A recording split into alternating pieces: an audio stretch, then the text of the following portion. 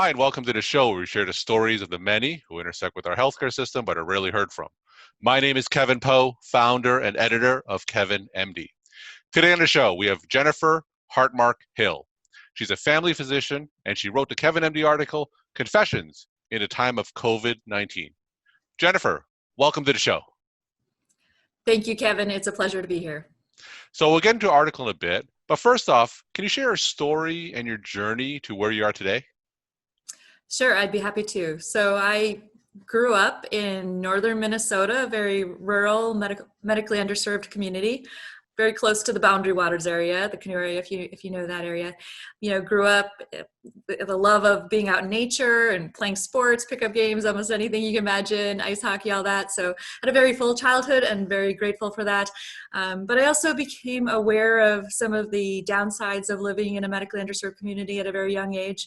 And that fueled my passion for underserved medicine, which I've been involved in ever since. So, I think so important to increase access and advocate for folks who don't have access to care. Wonderful. And can you tell us a little bit about your practice and how the pandemic is affecting both you and your practice? So currently, I'm mostly in an academic medicine practice, and I think that even more than what my practice is seeing is what's happening with our students. They've been pulled from clinical rotations. I do a lot of work with student-led teams who do street medicine, providing care to patients experiencing homelessness. And so it's been really heartbreaking to see that while the students are pulled from clinical practice, there are many fewer services that we're able to provide to our patients who are, some of our most vulnerable citizens at this time. And from a medical education standpoint, how is the pandemic affecting the education of your students? Yeah, I think that it's been really amazing to see all of my colleagues pull together and convert our curriculum to the virtual environment. And there have been a number of really great things that have happened, I think, even in that, stressful but innovative time. It's, I think, played out much more challengingly for our students who are worried about getting a very rigorous clinical education so that they can go out and be prepared to serve the patients that they're really dedicating their lives to. So, we're doing everything we can and really expanding as much in the realm of telemedicine, telehealth as we can for them. But, I think it's something that as medical educators, we're feeling nationally and internationally. And so trying to learn from each other and trying to engage in best practices and really support our students during this time. So I've had several medical educators on the show, so I always ask them this question. If I'm a medical student, do you have any advice that you could give me and my colleagues during this stressful time? Absolutely. I think do follow the model of so many medical students across the nation where it's almost as if with the rigors and the schedules of medical school altered and a little bit out of the way, our students have just stepped up and really been that positive change that we hope to see in the world. They've gotten involved in collecting supplies and donations and addressing healthcare shortages and really providing medical supplies and PPE to places in Arizona that have been absolutely devastated by the pandemic, like the Navajo Nation. So I see them building their professional identity formation in unique and wonderful ways that they wouldn't have necessarily been able to do if we were in a traditional medical school academic year. So, certainly those are the ideals of the profession that we always want to foster, but they have engaged firsthand, whether it's even been remote or directly on the front lines, graduating early, helping out. And so find a way to lean in and get involved. You're going to continue your education in one way or another. And that ability to adapt and be resilient, I think, to build not only your emotional intelligence during crisis times, but your ethical intelligence to live according to your values, to make meaning out of these really uncharted, unprecedented times. Those attributes and skills will serve you well for the rest of your career. Wonderful to hear. And that segues nicely into your Kevin MD article, Confessions in a Time of COVID-19. Now, can you walk my audience through that article for those who haven't read it and share the story of why you decided to write it? Sure. So I think it really sprung out of lived experiences and ongoing reflection on what was happening, and wanting to be a listening presence for those around me, hearing stories of anguish and angst, very similar to the feelings I was having.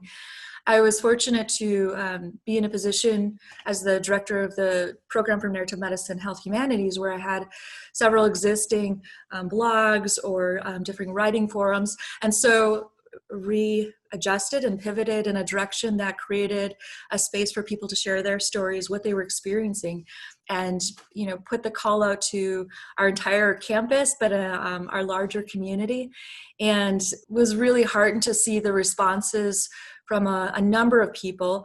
Not everybody felt comfortable having their story posted, but I had many responses saying, I just want to share this with you. I don't necessarily want to post it, but thank you so much for doing this, because it was painful to write this, but it was really therapeutic. I think that was one of the main recurring themes, that people found it to be therapeutic, and it helped them make sense of things that they didn't even know that they were processing.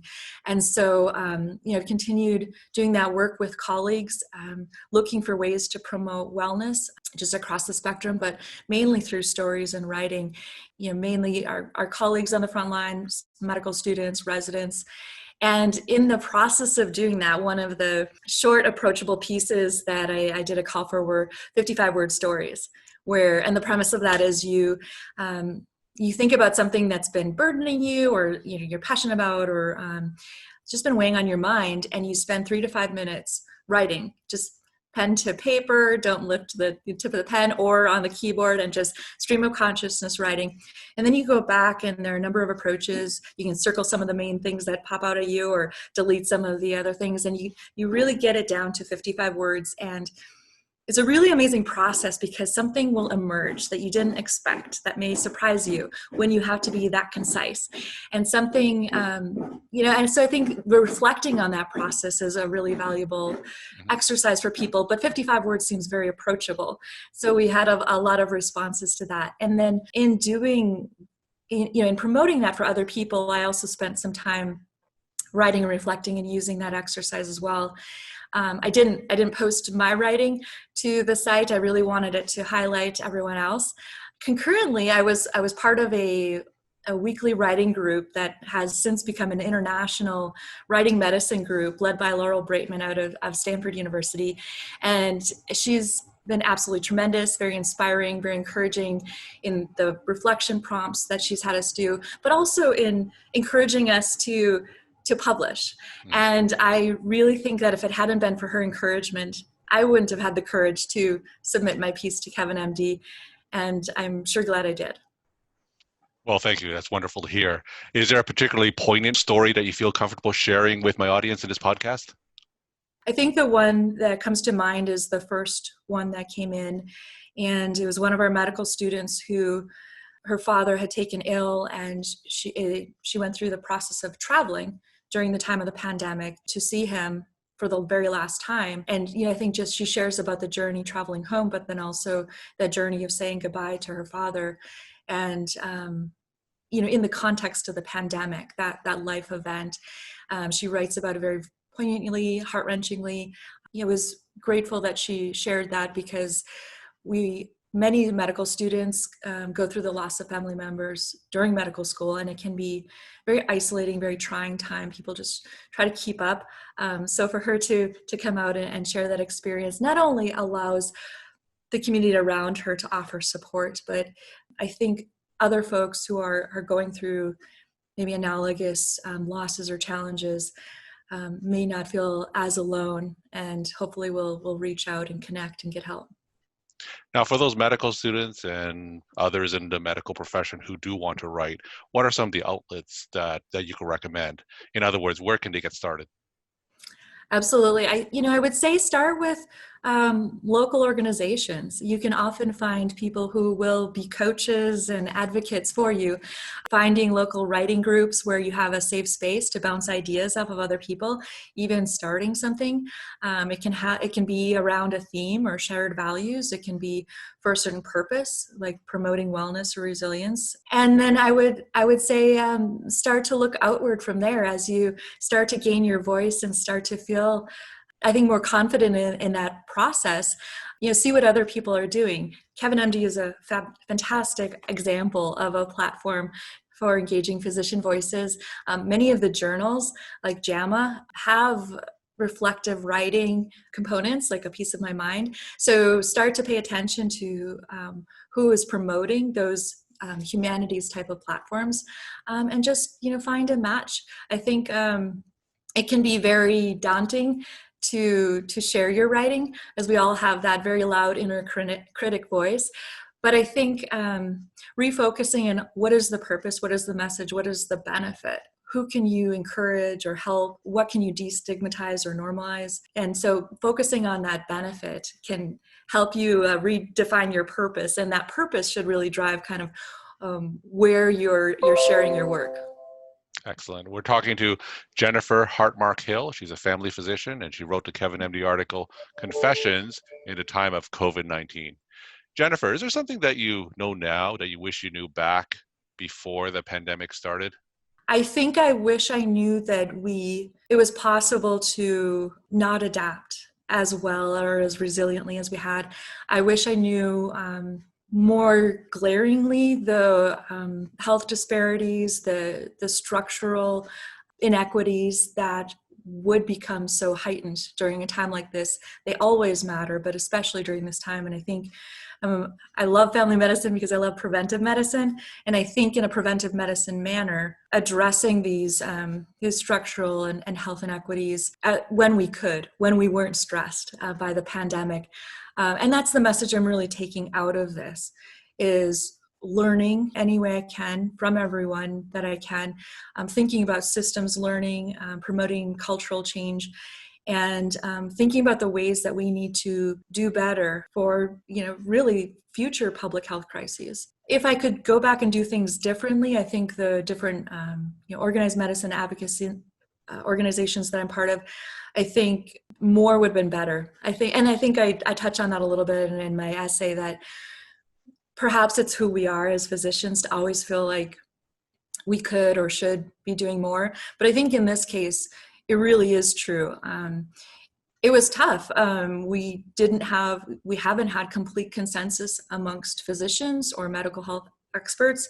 And so that gives me some measure of compassion, I think, for the general public who, is responding to mixed messages and a lot of misinformation being disseminated.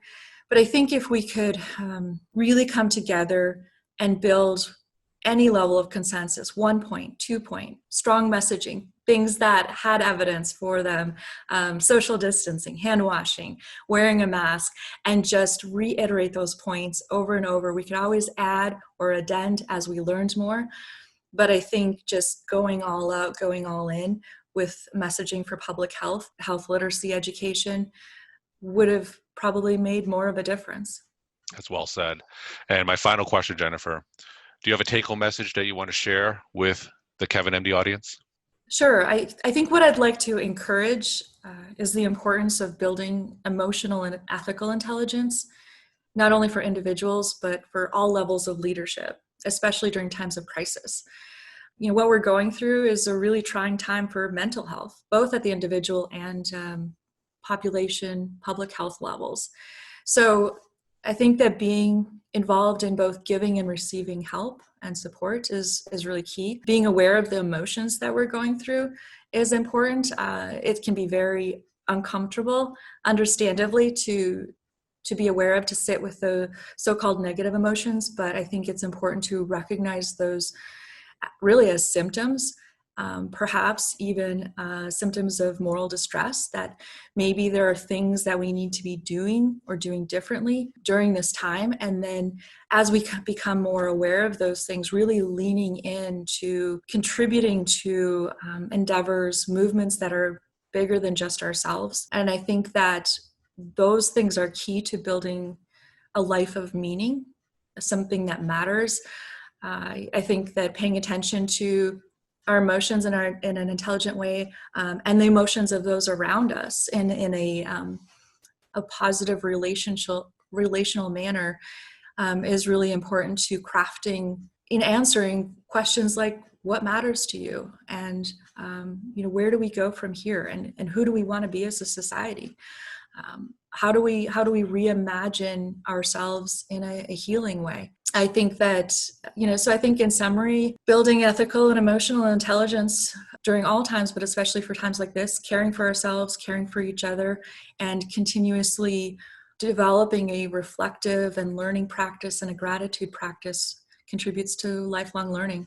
Jennifer, thank you so much for your time and insight, and thank you for being on the show. It's been a pleasure. Thank you very much.